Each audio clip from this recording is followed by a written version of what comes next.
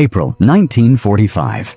Somewhere in the Arizona desert, a German woman stood in the dust, hands raw, uniform torn, heart pounding like a drum. She had been told Americans would cut her fingers off for fun. She had been told they would starve her, beat her, break her bones one by one. She had prepared herself to die. But the man walking toward her didn't look like a monster. He wore dusty boots, a cowboy hat, a face that carried no anger. He stopped 3 feet away, looked her straight in the eyes, and said 3 words. Just 3. The guards behind him went silent. The women around her froze. Even the wind stopped moving. Those 3 words, soft, simple, almost impossible, hit harder than any bullet ever could. What did he say? And why did it make a woman raised to hate him? Cry? Stay with me. This story will change how you see war, enemies, and the power of one quiet moment. If you're new here, hit that subscribe button and tap the bell so you never miss a story like this. Drop a like right now. It helps more than you know. And trust me, you'll want to watch this one until the very end. Let's go back to where it all began. The classroom smelled of chalk dust and fear. Traudl Kettner sat on a wooden bench in a training facility outside Munich, her spine pressed flat against the wall, her hands folded in her lap like a woman already praying. The year was 1943. She was 22 years old, a trained nurse with steady hands and a heart that had learned long ago to beat quietly. Around her sat 47 other women, nurses, auxiliaries, communications operators, all selected for deployment to the Western medical stations, all silent, all listening. The instructor was a man with no softness left in his face. His name was never spoken, only his rank, Hauptmann. He paced the front of the room like a predator measuring its cage, his boots clicking against the stone floor with the rhythm of a metronome. When he spoke, his voice did not rise. It did not need to. If you are captured by the Americans, he said, pausing to let the words settle, you will not survive. He let the silence stretch. Then he continued, they will not offer you water. They will not offer you bread. They will use you. They will break you. And when they are finished, they will discard you like refuse. Traudl did not blink. She had heard variations of this lecture before, in pamphlets, in radio broadcasts, in the whispered warnings of older nurses who had seen the front and returned hollowed. The Americans were not soldiers. They were something else. Beasts wrapped in olive drab. Machines built for cruelty. The Hauptmann clicked a switch. A projector hummed to life, throwing grainy images onto the wall. Bombed cities, burning villages, bodies in rows like felled timber. Some photographs were real. Some were staged. Traudl could not tell the difference anymore. It didn't matter.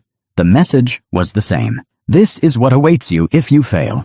This is what awaits Germany if we lose. There is no surrender. There is only victory, or death with honor. By 1943, over 500,000 German women had been deployed in auxiliary roles across the Reich. Nurses, signal operators, anti-aircraft spotters, administrative clerks. They were not supposed to fight. They were not supposed to fall. But the war had stopped asking permission. The lines had blurred. And the women who once rolled bandages behind the safety of stone walls now found themselves dragged closer and closer to the teeth of combat. Traudl remembered her last night in Munich. The air had been cold, sharp with the smell of wet stone and burning coal from the train station nearby. Her mother had stood on the platform, her face pale in the lamplight, her lips pressed into a thin line that would not tremble. She did not cry. German mothers did not cry anymore. There were no tears left. Come home, her mother had said. Just that. Not stay safe, not be brave. Just come home. Traudl had nodded once, boarded the train, and never looked back. The journey to France took 4 days. The medical station was a converted farmhouse near the Belgian border, its walls pockmarked with shrapnel scars, its cellar stinking of iodine and rot. For 11 months she worked. She sewed flesh back together. She held hands while men screamed. She learned to sleep standing up, to eat without tasting, to see blood without flinching. And then the Allies came. She remembered the sound first, not gunfire, but engines. A low grinding roar that seemed to come from everywhere at once. Trucks, tanks, aircraft. The The sky itself had turned against them. The retreat was chaos. Her unit scattered like seeds in a storm. She ran through a forest she did not recognize, her lungs burning, her boots sinking into mud that sucked at her ankles like something alive. She didn't know when she fell. She only knew that when she stopped moving, she could not get up again. The Americans found her at dawn, curled beneath a fallen oak, her uniform soaked in someone else's blood. She waited for the shot, for the blade, for the cruelty she had been promised all her life. Instead, a young soldier with a boy's face knelt beside her, offered his canteen, and said something she did not understand. His voice was not hard. His hands did not strike. She drank, and in that single, impossible moment, everything she had ever believed began to crack. But the worst was yet to come. A ship, an ocean, and a country she had only known through nightmares. The ship was called the U.S. General Meigs. It was not built for comfort. It was built to move bodies across oceans, soldiers going one way, prisoners coming back the other. Trottle stood in a line of women on the dock in France, waiting to board. The air smelled like salt and engine oil. Gulls screamed overhead. Her wrists were tied with cloth, not wire. No one had hit her. No one had yelled. That alone felt wrong. She had expected brutality. She had prepared for it. Instead, there was only silence and procedure. The women were led up a narrow ramp into the belly of the ship. The hold was dark and hot. Metal walls, low ceilings, rows of bunks stacked 3 high, so close together you could barely sit up without hitting your head. The air was thick and hard to breathe. There were over 300 women packed into that space. German nurses, clerks, radio operators. Some had been captured in France, others in Belgium. A few from as far east as Poland. All of them had heard the same warnings. All of them believed the same lies. Trottle found a bunk near the back and sat down. The mattress was thin, barely more than canvas stretched over metal bars. She placed her small bag beside her. It held nothing but a spare shirt and a wooden comb her mother had given her years ago. Around her, women whispered in the darkness. "They're taking us to work camps." "No, execution camps." "I heard they feed us to machines." "I heard they don't feed us at all." Trottle said nothing. She had learned that silence was safer than hope. The ship left port that evening. The engines roared to life beneath them, shaking the walls, rattling the bunks. Some women gasped. Others gripped the metal frames with white knuckles. Trottle closed her eyes and tried to remember what solid ground felt like. The voyage across the Atlantic took 11 days. In 1945, the United States transported over 425,000 prisoners of war across the ocean to camps on American soil. Germans, Italians, a smaller number of Japanese. Most traveled in ships like this one, converted troop carriers, stripped of anything soft or kind. The journey was not meant to break them, but it was not meant to comfort them either. Below deck, time disappeared. There were no windows, no clocks, only the rhythm of the engines and the roll of the sea. Day and night blurred together. Meals came twice a day. Thin soup, hard bread, water that tasted like rust. It was more than Trottle had eaten in weeks, but she could barely swallow it. The fear sat in her stomach like a stone. Seasickness swept through the hold like a plague. Women vomited into buckets that overflowed by morning. The smell was unbearable. Salt, sweat, bile, and something else. Despair, maybe. You could smell it in the air, heavy and sour. Some women prayed. Others cried quietly into their blankets. A few stared at the ceiling, eyes open, but seeing nothing. Trottle watched them all and wondered which one she would become. On the 4th night, the woman in the bunk above her whispered down, "Do you think it's true? What they told us?" Trottle didn't answer at first. Then, finally, she spoke. "I don't know. I heard they burn people alive in America. That they hate us so much, they'll do anything." Trottle had heard the same. She had seen the posters, the films, the photographs carefully selected to show American soldiers laughing over German corpses. She had been told that Americans had no honor, no soul, no mercy. But she also remembered the boy soldier who gave her water. His hands had been gentle. His eyes had been clear. "I don't know," she said again, and that was the most honest answer she had. The ship rocked. The engines groaned. Somewhere in the dark, a woman sobbed. By the 8th day, the crying had mostly stopped. The women had gone quiet, not from peace, but from exhaustion. They had run out of tears. They had run out of words. Trottle lay on her bunk and stared at the rivets in the ceiling. She counted them to keep her mind from breaking. 143. She counted them again. Still 143. She thought about her mother, about Munich, about the classroom where the Hauptmann had told them they would not survive. Maybe he was right. On the 11th day, the engines changed pitch. The ship slowed. Women sat up, looking around in the dim light, eyes wide with fear and confusion. Someone shouted from above deck, words Trottle couldn't understand. Then the hatch opened. Sunlight poured in like a slap. Blinding, hot, unforgiving. "Up," a voice said in broken German. "Everyone up. We've arrived." Trottle climbed down from her bunk. Her legs shook. Her hands were cold despite the heat. She had crossed an ocean. She had survived the voyage. But now came the part she feared most. America. The heat hit her like a wall. Trottle stepped off the transport truck and into the Arizona sun. It was nothing like the heat she had known in Europe. This was dry, sharp, relentless. The air shimmered above the dirt road. The sky was so blue it hurt to look at. She blinked hard, trying to adjust. Around her vignette, the other women climbed down slowly, shielding their eyes, coughing in the dust kicked up by the wheels. This was Camp Florence, Arizona, one of over 500 prisoner of war camps scattered across the United States by 1945. Most held German soldiers. A smaller number held women, nurses, auxiliaries, clerks captured in France and Belgium during the final collapse. Trottle looked around. She saw barbed wire first, rows of it, strung between wooden posts that stretched in both directions as far as she could see. But the wire didn't feel tight. It sagged in places. It looked almost lazy. Beyond the fence, the desert opened wide and empty.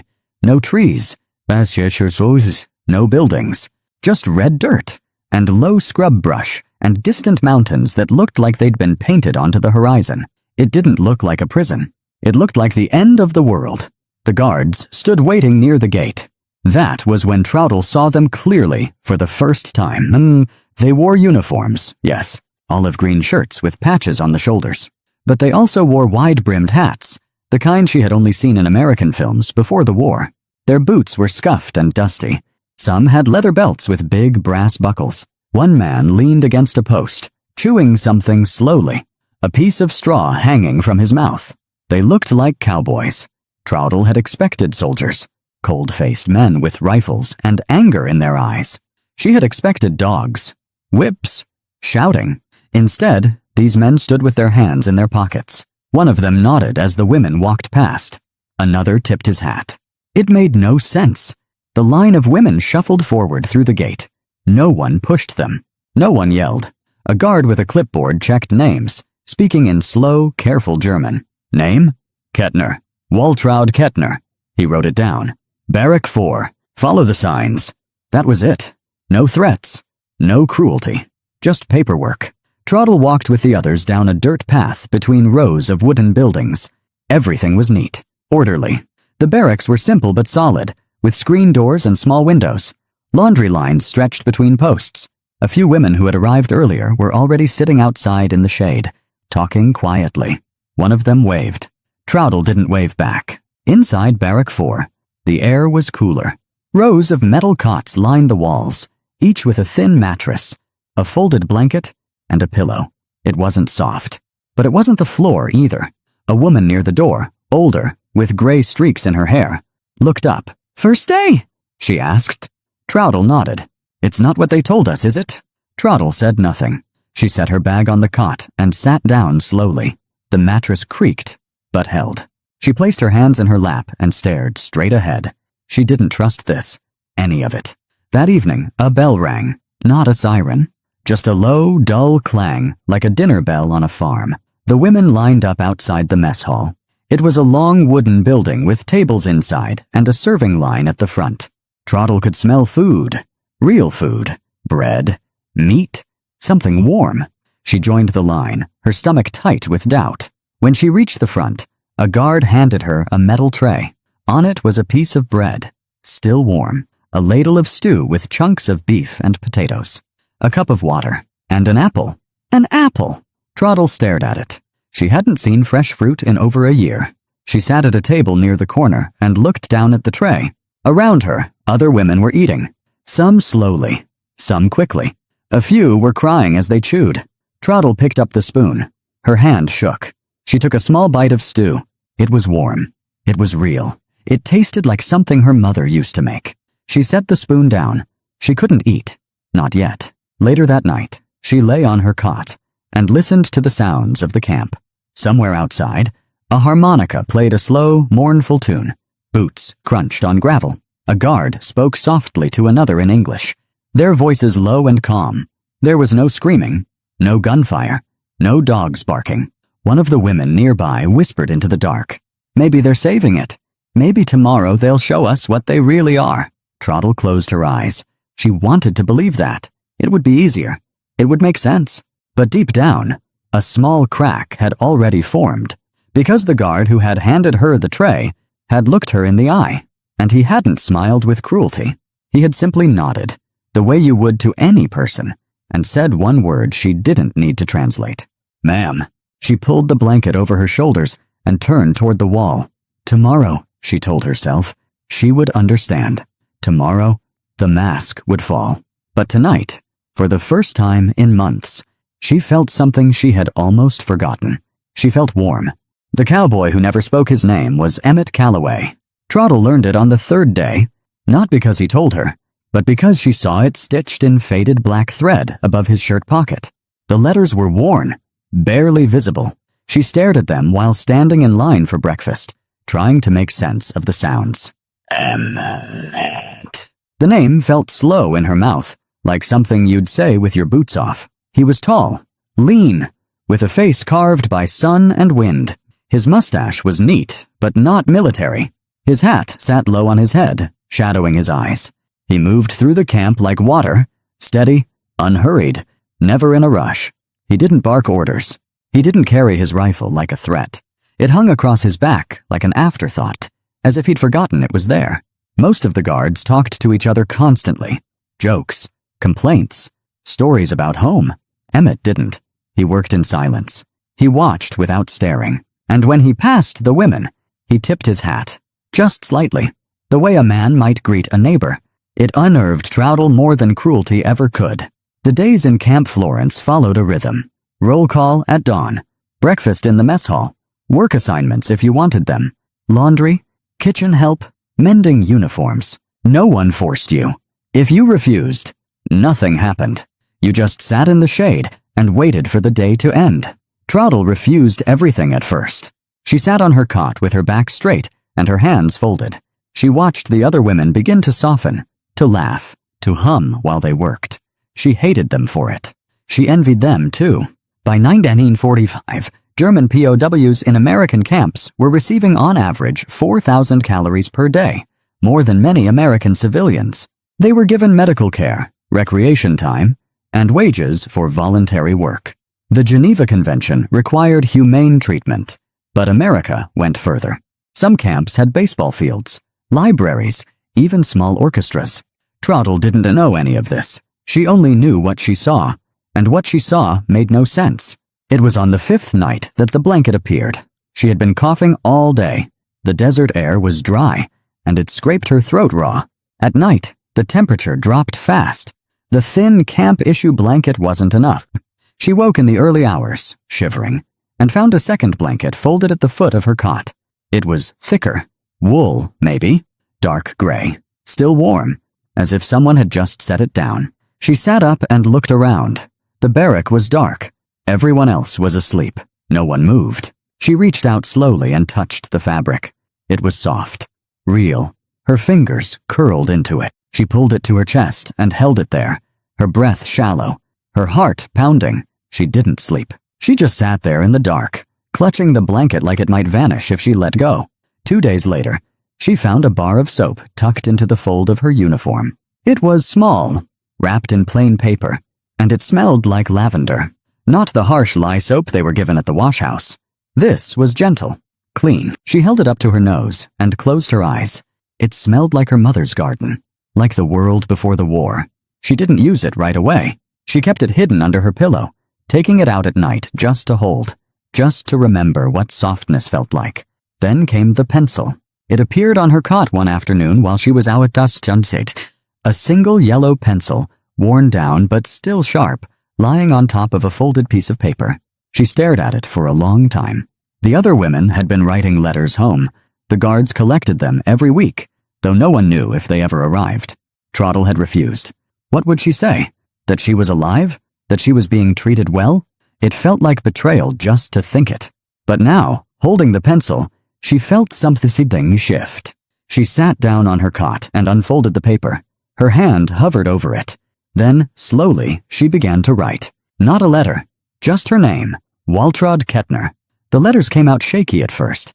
She hadn't written anything in months. But as the pencil moved, something loosened in her chest. Her name. Not her rank, not her number, just her name. She folded the paper carefully and slid it into her pocket, close to her heart. That evening, she saw Emmett near the fence. He was leaning against a post, hat tipped back, watching the sunset. The sky was burning orange and pink, the kind of sky that didn't care about wars or borders. She walked toward him, not planning to, just pulled by something she didn't understand. He looked up as she approached. His face didn't change. He didn't smile, didn't frown, just waited. She stopped a few feet away. For a long moment, neither of them spoke. Then she did something she hadn't done since her capture. She nodded. Just once. A small dip of her head. It wasn't gratitude. Not yet. It was acknowledgement. He saw her. Emmett touched the brim of his hat, a slow, respectful gesture, and nodded back. No words.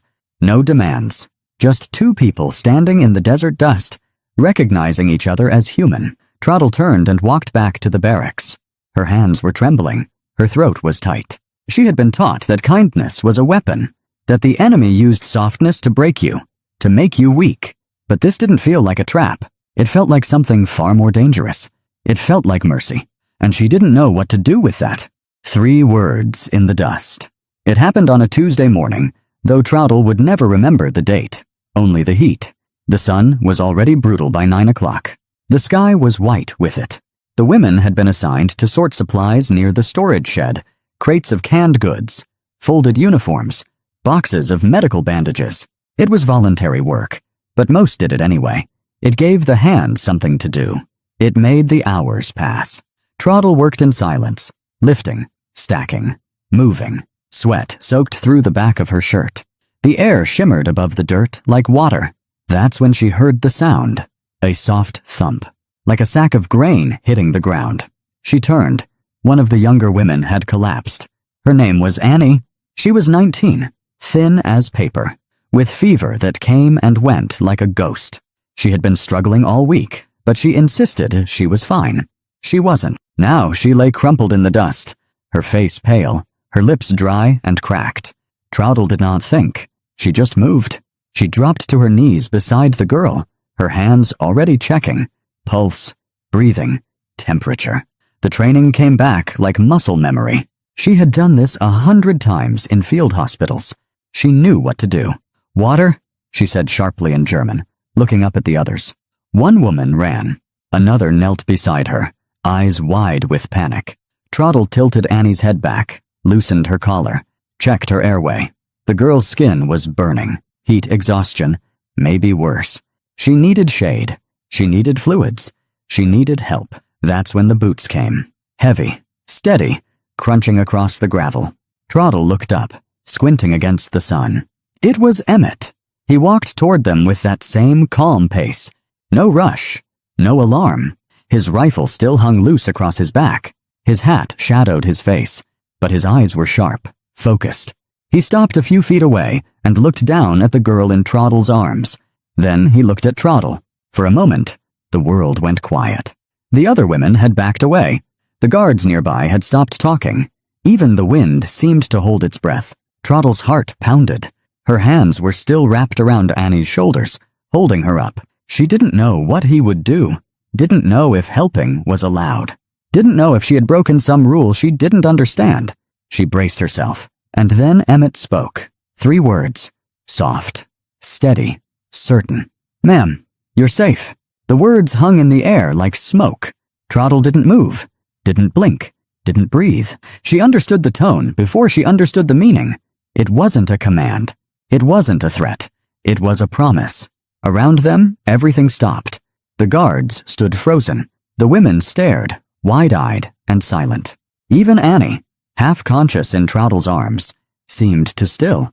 No one spoke. No one moved. It was as if the entire camp had been holding its breath, and now, suddenly, it didn't know how to let go. Trottle felt something crack inside her chest. Not break.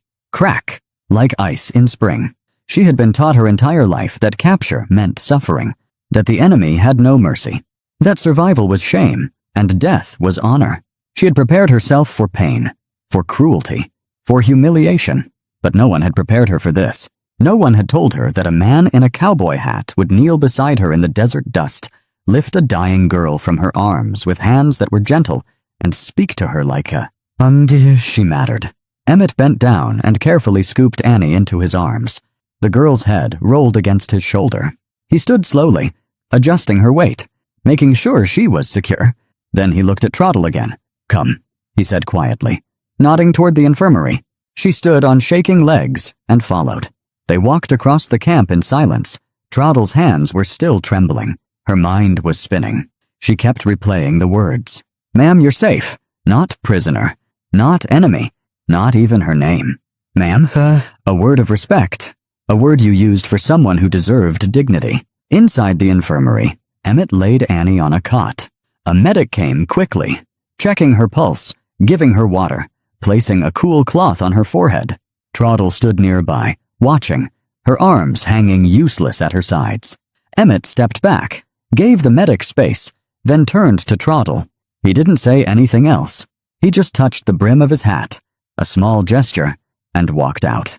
Trottle stood there for a long time, staring at the speaker as the voice announced Germany's unconditional surrender. Some cried. Others sat in stunned silence. A few simply walked outside and stared at the sky. Trottle felt nothing. The war had already ended for her the day Emmett knelt in the dust. By November, the repatriation ships began to leave. One by one, the camps emptied. The women were processed, photographed, given travel documents, and loaded onto trucks headed for the coast. Trottle stood at the gate of Camp Florence on a cold morning, her small bag in her hand, the wool blanket folded inside. She looked back once at the barracks, the mess hall, the fence. She looked for Emmett, but he wasn't there. His shift had ended the night before. She would never see him again. The ship back to Europe was faster, cleaner, but it felt longer. Germany was unrecognizable. The cities were rubble. The streets were filled with hollow-eyed people searching for food, for family, for anything left to hold. Trottle returned to Munich and found her childhood home reduced to half a wall and a pile of bricks. Her mother was alive, thin, gray, aged 10 years in 2. When she saw Trottle standing in the doorway, she didn't cry. She just pulled her daughter into her arms and held her. You came home, she whispered. Trottle nodded into her shoulder. I came home. They rebuilt. Slowly. A room. A roof. A life. Trottle worked as a nurse again, this time in a clinic that operated out of a church basement. She married a quiet man who had lost his arm in the war. They had a daughter. They named her Matilda. For years, Trottle didn't speak about the camp. Not to her husband. Not to her friends. It felt too strange. Too fragile. Like something that would shatter if spoken aloud. But one night, decades later, when Matilda was 16 and the world had moved on, the story came out. They were sitting at the kitchen table. Matilda had asked a simple question about America, about the war, about what it had been like. And Trottle, for the first time, told her. She told her about the ship, about the desert, about the cowboy named Emmett, who never raised his voice and always tipped his hat. She told her about the 3 words. Matilda listened, eyes wide, her tea growing cold in her hands. He really said that? She asked. You're safe? Trottle nodded. He did. And you? Staring at the empty doorway. The medic spoke to her in broken German. She'll be okay. You did good. Trottle nodded, but she didn't hear him. Her mind was somewhere else. She was thinking about the Hauptmann, about the classroom in Munich. about the warnings, the lectures, the promises of horror. She was thinking about her mother's face on the train platform. She was thinking about the 11 days on the ship, the fear, the certainty that she was sailing toward her death. And she was thinking about 3 words spoken by a cowboy in the Arizona sun. "Ma'am, you're safe." Kindness, she realized, was more powerful than cruelty. Cruelty confirmed what you already believed. It made you harder. It made you hide. But kindness, real, quiet, unexpected kindness, shattered everything. It left you defenseless. That night, she sat on her cot with the pencil and paper in her lap. Around her, the other women whispered and slept. Outside, the desert was cool and still. She began to write. Not to her mother, not to anyone, just to herself. She wrote about the collapse, about Emmett's hands, about the silence that followed his words. And for the first time since her capture, she let herself cry. Not from fear, not from pain, but from the unbearable weight of being seen as human. The letter took her 3 nights to write. She sat on her cot after lights out, a candle stub flickering beside her, the pencil moving slowly across the page. Around her, women slept or whispered. Outside, the desert wind hummed through the wire. She wrote to her mother, not about the war, not about the capture, or the ship, or the fear. She wrote about the blanket, about the soap that smelled like lavender, about the cowboy who tipped his hat and called her ma'am. She wrote about the 3 words that had broken something inside her. "He said I was safe, Mama," and I believed him. Her handwriting was small and careful. She crossed out sentences, rewrote them, tried to find words that could carry the weight of what she felt. It was impossible. But she tried anyway. When she finished, she folded the letter carefully and placed it in an envelope. The next morning, she handed it to the guard at the collection box. He took it without looking at her, added it to the stack, and moved on. She never knew it would never leave the camp. All letters written by German POWs were opened, read, and reviewed by military censors. Some were sent on. Others were filed away in boxes marked with dates and camp numbers. Trottle's letter was one of thousands that never crossed the ocean. It sat in a storage facility in Virginia for 40 years before being destroyed in a routine purge.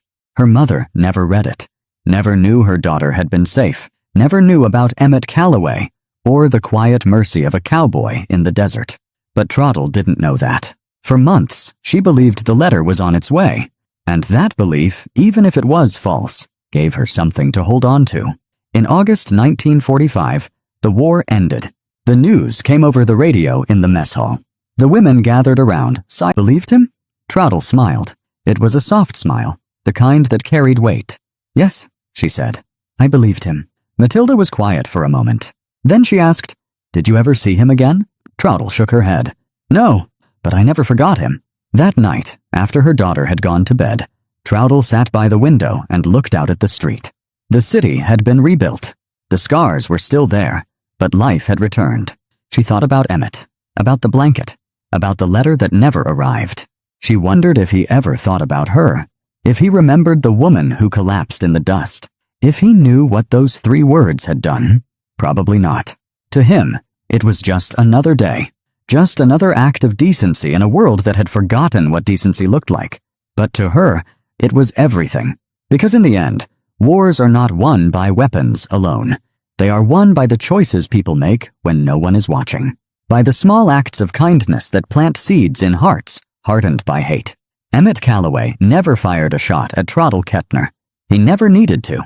He defeated her with 3 words, and in doing so, he gave her back her life. The story of Trottle Kettner and Emmett Calloway is not unique. Across hundreds of POW camps in America during World War II, thousands of small moments like this one played out in silence. Moments that never made the newsreels. Moments that rewrote hearts instead of history books. Trottle lived until 1996. She never returned to America. But she kept the blanket until the day she died, folded carefully in a drawer, still carrying the faint smell of desert dust. Emmett Calloway went back to his ranch in New Mexico after the war. He never spoke about his time as a guard. He raised cattle, fixed fences, and played his harmonica on quiet nights. They never met again. But they carried each other forward. Because sometimes the greatest weapon is not a bomb, it's mercy.